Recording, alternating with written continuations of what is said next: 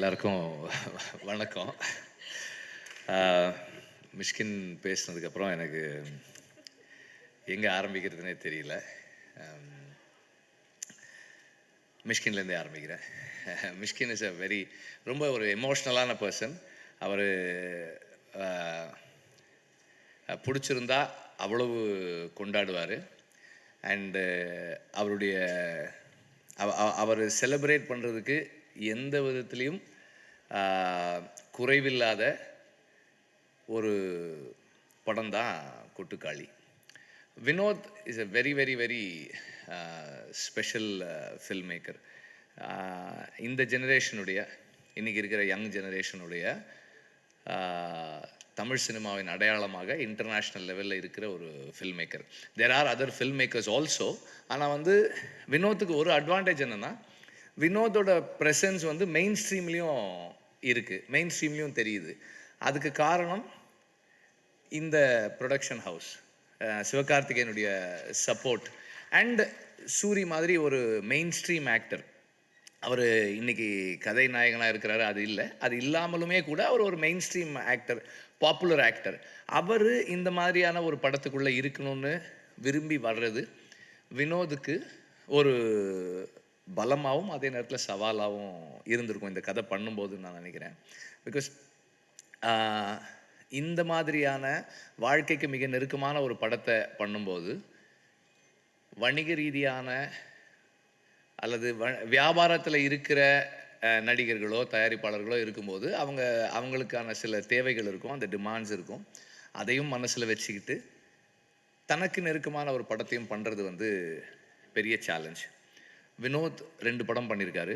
2 படமுமே இன்டர்நேஷ்னலாக பல ஃபிலிம் ஃபெஸ்டிவல்ஸில் போய் பேசப்படுற, ரொம்ப கொண்டாடப்படுற படங்களாக இருந்திருக்கு. 2 படமுமே அப்படி தான். கொட்டுக்காளியை பொறுத்த வரைக்கும் இது ஒரு ஃபெமினிஸ்ட் ஃபிலிமா அப்படின்னு கேட்டால் yes, it takes the side of the oppressed. அதாவது பெண்களின் பக்கம் நிற்குது. சாதியத்திற்கு எதிரான படமானா கண்டிப்பாக சாதியத்துக்கு எதிரான ஒரு படமாகவும் இருக்குது. இது ஒரு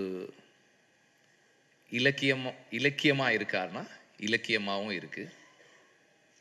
இது ஒரு நம்மளை மாதிரி மெயின் ஸ்ட்ரீம் ஆடியன்சஸ், வணிக சினிமாவை பார்க்கக்கூடியவர்களுக்கு நெருக்கமான படமாக இருக்கானா அப்படியும் இருக்குது. இதை சாதிக்கிறது சாதாரண விஷயம் இல்லை. இதை வினோத் ரொம்ப எளிமையாக இயல்பாக அச்சீவ் பண்ணியிருக்காரு. அண்டு நடித்த நடிகர்கள் அல்லது இந்த படத்தில் சில பாத்திரங்களை ஏற்று செய்திருக்கிறவர்கள், ஏன்னா 3 பேரை தவிர யாருமே நடிகர்கள் கிடையாது, ப்ரொஃபஷனல் ஆக்டர்ஸ் கிடையாது, எல்லாருமே சரியாக பண்ணியிருக்காங்க. அப்புறம் இதில் இன்னொரு பெரிய துணிச்சலான விஷயம் ஒரு ஃபில்ம் மேக்கராக வினோத் பண்ணியிருக்கிறது என்னென்னா, இதுக்கு பேக்ரவுண்ட் ஸ்கோர் பயன்படுத்தாது. பேக்ரவுண்ட் ஸ்கோர் இல்லை அப்படின்றதால என்ன ஆகுதுன்னா இன்னும் வாழ்க்கைக்கு நெருக்கமாக போகுது. And there are lot of ironic moments இந்த ஃபில்ம். அதை நீங்கள் படம் பார்க்கும்போது அதை என்ஜாய் பண்ணுறதுக்கு நல்லாயிருக்கும். அந்த முரண்கள் தான் இந்த ஃபில்ம் மேக்கரை, இந்த ரைட்டரை ரொம்ப முக்கியமாக நம்ம கவனிக்க வேண்டிய ஒரு ஆளாக மாற்றுற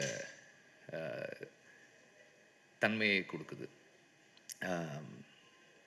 சூரி, ஆனபென் அண்ட் மற்ற நடிகர்கள், பிரகதீஸ்வர் நடிச்சிருக்காரு. அப்புறம் நிறைய எல்லா நடிகர்களுமே அந்தந்த பாத்திரங்களாகவே இருக்காங்க. யாருமே அதிகமாக போகலை, கம்மியாக வரலை.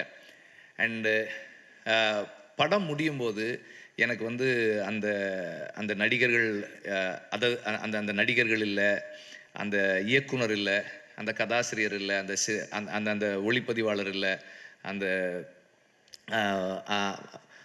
யாருமே இல்லை. அந்த வாழ்க்கை, அந்த வாழ்வியல், அந்த பெண்ணுக்கு என்ன நடக்க போகுது அப்படின்ற அந்த சிந்தனை மட்டுமே நம்மக்கிட்ட இருக்குது. அந்த அளவுக்கு ஒரு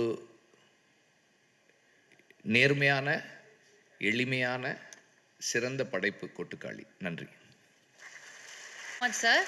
ஸோ அடுத்தபடியாக நம்மளுடைய director. For more videos, like, share, comment and subscribe.